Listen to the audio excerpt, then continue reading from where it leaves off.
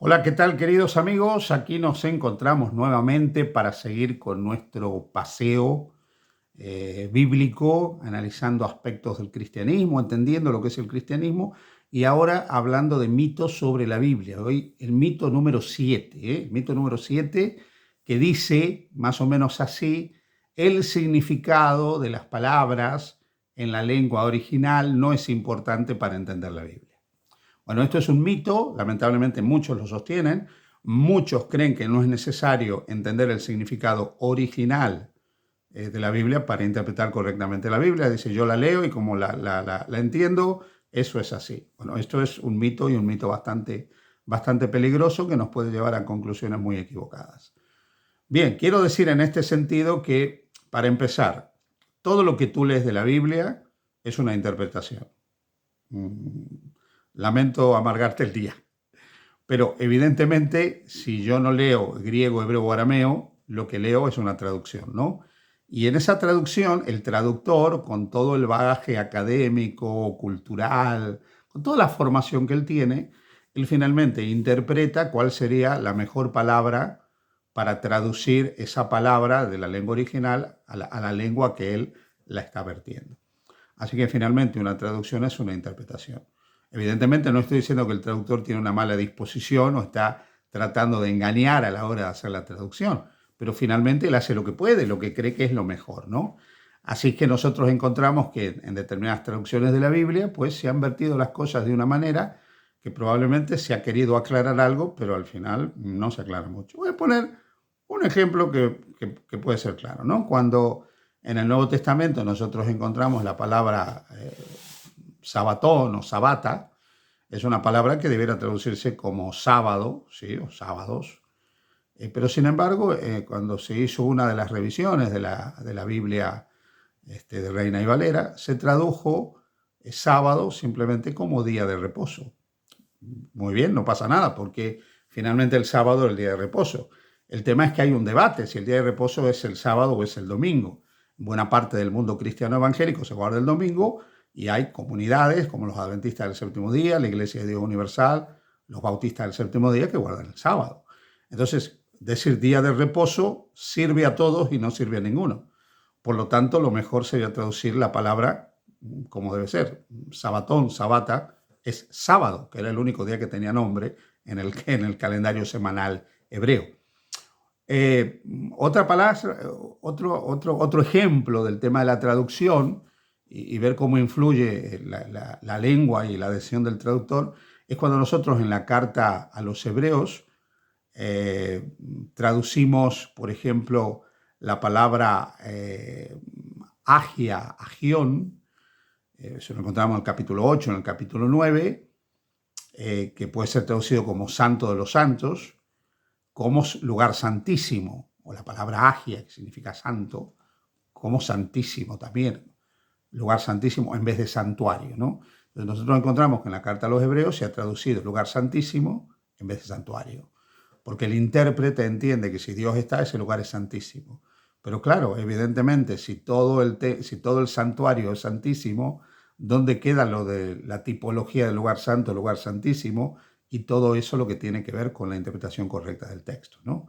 Bueno, esto puede pasar, y no es que el traductor tuvo mala voluntad, hizo lo que creyó que era mejor. Y entonces en sabatón o sabata puso día de reposo. Quizás hubiera sido mejor poner reposo si estaba la palabra anapausis, si no sabatón o sabata. Pero lo hace porque cree que así es mejor a la hora de que el lector entienda de qué está hablando. Pero no, evidentemente está hablando del sábado, el séptimo día de la semana. Y Agia no está hablando del lugar santísimo, está hablando del santuario en general, ¿no? Bueno, lo mismo pasa cuando yo tomo cualquier expresión de la Biblia. Yo ahora me voy a meter en un lío, ¿sí? Me parece que cuando más viejo me hago, en más líos me meto.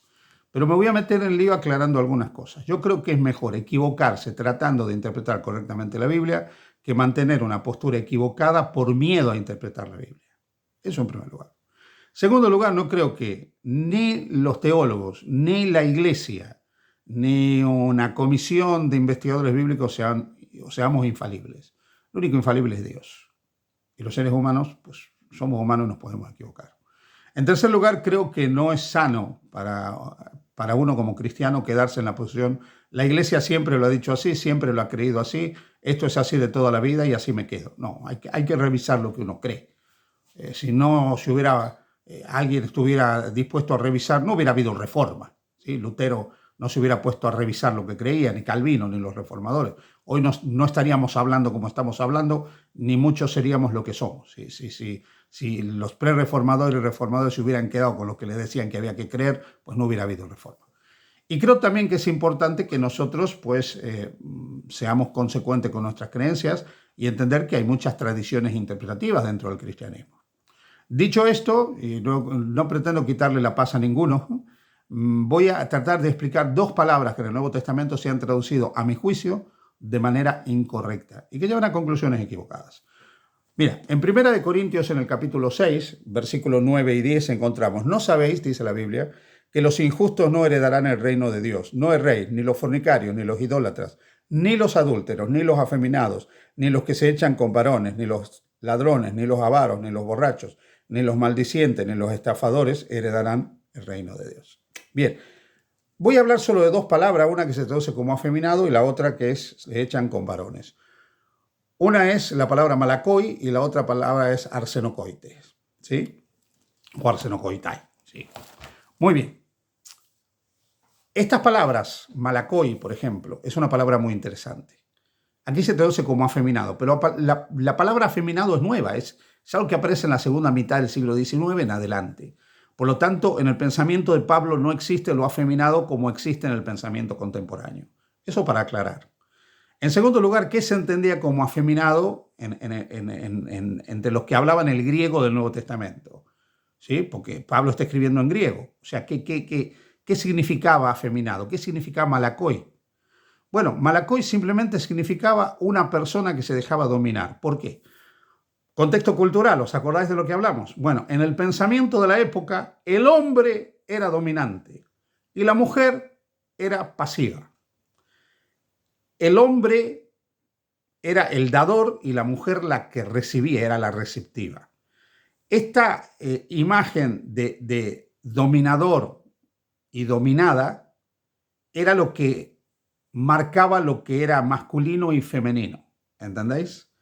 O sea, el hombre, que es el que con su miembro viril se introducía dentro de la mujer, era el dominante. La mujer recibía al hombre, era pasiva. Es el concepto de aquella época, ¿no? Entonces, aquel que era pasivo era considerado malakoi. ¿Por qué? Porque todo aquel que era dominado era visto como un malakoi. Ese era el significado de malakoi. No tiene nada que ver con afeminado. Yo siempre cuento, y lo he mencionado varias veces, que al general Tito le llamaban el general malakoi, el general dominado. ¿Por qué? Porque su mujer lo dominaba. Por lo tanto, malakoi no tiene nada que ver con inclinación al mismo sexo o con actitudes que hoy llamaríamos femeninas. Tenía que ver con una cuestión de dominación. Todo aquel que era dominado era considerado malakoi. Por lo tanto, lamento decirte que aquí no está hablando de afeminados o de malakoi viene mariquita también o cosas por el estilo. Sí es cierto que este texto también puede hablar del travestismo, eso sí. O sea, aquel que asume un rol femenino, eso sí. Eso es interesante y aquí encontramos algún elemento que puede tener que ver con esto. O sea, finalmente el hombre es hombre, la mujer es mujer y cada uno debe vivir el rol y la apariencia que tiene. Eso es un poco lo que se está transmitiendo. Pero no tiene nada que ver con el concepto de feminoide, homosexual, como hoy también se entiende este término. Es dominado, pasivo, controlado. Muy bien. Dicho esto, vamos a arsenokoite, que es una palabra complicada, no existe prácticamente en el griego del Nuevo Testamento, no existe mucho en el Nuevo Testamento tampoco, es una palabra compuesta y traducida literalmente significaría varón cama, nada más, no nos dice nada. Esa palabra no dice nada. Aquí, y ha sido traducida los que se echan con varones, varón cama, o sea, evidentemente varón cama ha sido traducida el varón que en la cama se echa.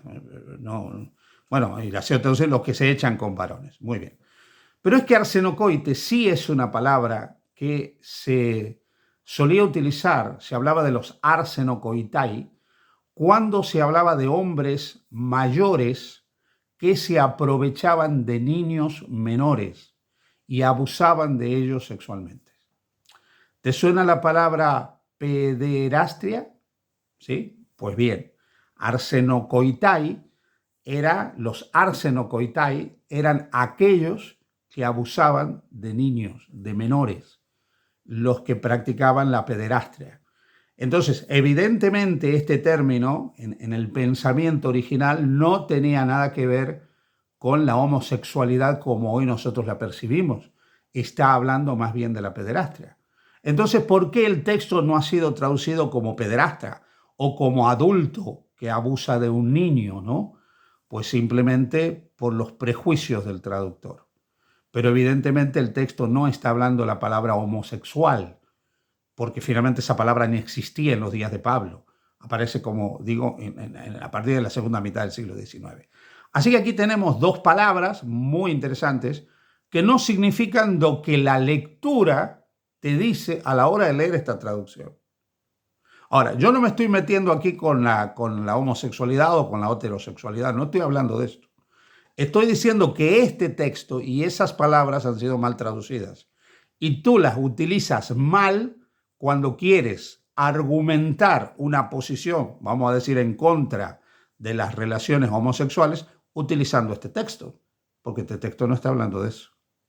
Está hablando de personas que se dejan dominar por otras y en el caso de Arseno Coite está hablando de personas que abusaban de menores, en todo caso, de los pederastas. Bien, esto significa que para poder entender la Biblia también es necesario entender no solo el contexto, sino el significado original de una palabra. La Biblia sin su contexto solamente es un pretexto, decía un versito que nos enseñaban en las clases de exégesis bíblica. Pero por otra parte es importante saber el significado original de las palabras. Ten en cuenta esto a la hora de interpretar la Biblia, porque probablemente leas la Biblia de una manera y puedas llegar a conclusiones que son equivocadas si no tienes en cuenta el significado original. Y para esto, gracias a Dios, hoy tenemos al alcance léxicos, comentarios y cosas que nos pueden ayudar a entender mucho mejor el texto en las lenguas originales. Que Dios te bendiga. Feliz día junto a Jesús.